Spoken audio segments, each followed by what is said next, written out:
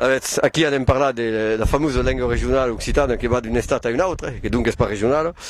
Hi ha hagut una votació de totes les comunes del Piemont des Alpes per dire que eren occitanes et donc per dire que havíem besoin de l'aplicació de la llei sur les llengües regionals dins l'estat italià, a cause le funcionament de l'estat italià democràtic et d'esquerra en aquella època. Havent també l'exemple de la Val d'Aran, amb una unitat aranesa que és present al poder actualment.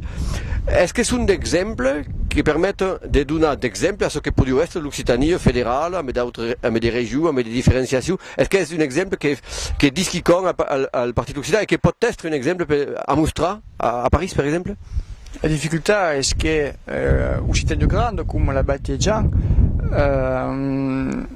ha pas in face Italia e Spagna, che sono dei stati che vedono bene la diversità culturale e che si sono bastiti un rispetto a quella realtà. L'altro aveva a fare ancora loro d'art a un mostre che ancora loro d'art è forse timide sulla riconoscenza delle identità locali e delle culture dice regionali, che per l'Occitania in realtà pega pas bene, e che come l'avete detto, l'Occitania è attivato su tre stati.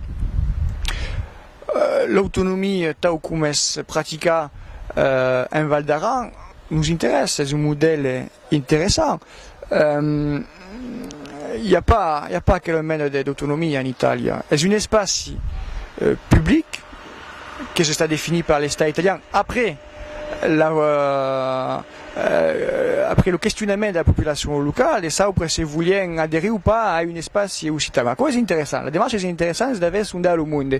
C'est de bâtir un espace, mais l'acceptation de la population locale, comme il semble indispensable, c'est un processus démocratique. Pas même, c'est un processus qui se passe en art pour lui, du sens qu'elle ordonne des reconnaissances publiques de quel espace. Il y a quel espace occitan, qui est certes un établissement public, mais qui récampe l'administrateur des différentes valades occitanes d'Italie, mais che si entrave sono quand même dans le domaine linguistique, mais des domaines certes importants par rapport à ce qui se fait en France, mais insuffisants pour pouvoir mener une politique d'avenir pour l'Occitan. Donc, est-ce un début? Est-ce un début que nous voudrions bien avoir, c'est-à-dire la création finale d'un établissement public pan-occitan, parce que le radar avait le CIRDOC, car, comme nous, l'interrégionalité, mais qui est pratique, et ça depuis la début, ça cantonneige, mai que mai, à une dimension bézirenque, départementale, bessaille régionale, mais en tout cas absolument pas interrégionale, parce que l'interrégionalité est stade pensée à partir d'un pu Béziers. Et donc le monde est qu'un bastille ou CIRDOC, c'est son dit, un bastille interrégionalité à partir de cette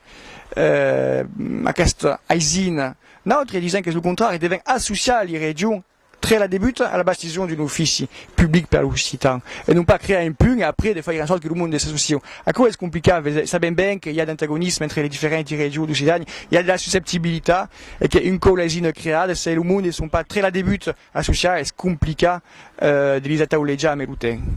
Récemment, le Conseil régional des Rosalpes a voté une quasi-officialité des deux langues, l'occitan et l'arpitan, ou le savosian.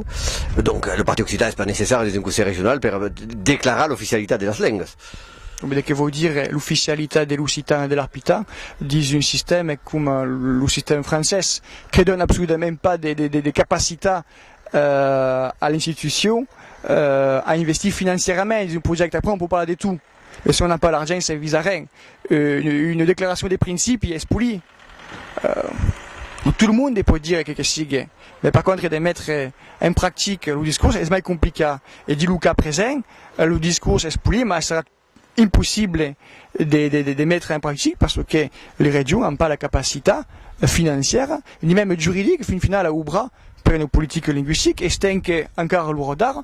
Le domaine de l'enseignement est géré par l'État et non par les régions. Une conseillère régionale de l'UMP a proposé une création d'un service public de la langue bretone. Derrière elle a eu évidemment toute la droite comme Cadocop et le questionnement de l'UDB, qui fait partie de l'RPS, c'est le fait qu'à chaud est impossible bis la structure de l'État actuel. dans une situation bretonne, qui est mai favorable au breton, favorable au développement de la langue, une conseillère de droit, donc a priori qui n'est pas considérable comme quelqu'un qui défend la langue bretonne correctement, qui propose quel service de la langue bretonne pour l'enseignement et qui per l'esquerre est décidé pas viable par des raisons techniques, donc dans une situation favorable, penso que n'est pas capitable. En Occitanie, où la situation n'est pas tant favorable qu'en Bretagne, pensez que c'est possible de faire un service public de l'enseignement de l'Occitan? Già comincerei per dire che l'intelligenza come lo vestige è trasversale. E malscusamente i due si trovano all'inco a gauci come a dreccia. La sola causa che è sicura è che a loro da può essere agganciare molte vules, la sola formazione politica digna di questo noi è essere coerente et honnête sur la question de l'Occitan, est le parti Occitan. Les Verts nous sont favorables, les Poudins, certes, fait référence, mais c'est vrai que la totalité des sols ne sont pas convaincus de la pertinence du bras politiquement per l'Occitan comme per les autres langues régionales.